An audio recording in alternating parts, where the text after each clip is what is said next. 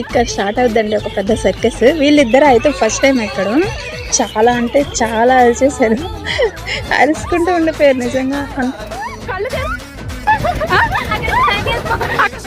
అయితే ఎన్నో టైమ్స్ ఎక్కడం వల్ల అలవాటు అయిపోయింది.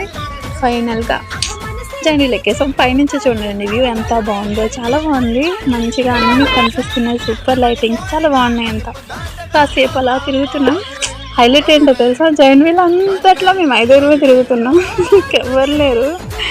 ఇంకా మా పొట్టుని అడుగుతున్నాము, స్విమ్మింగ్ ఉంది, అదే బోటింగ్ ఉంది, బోటింగ్ చేస్తావా అంటే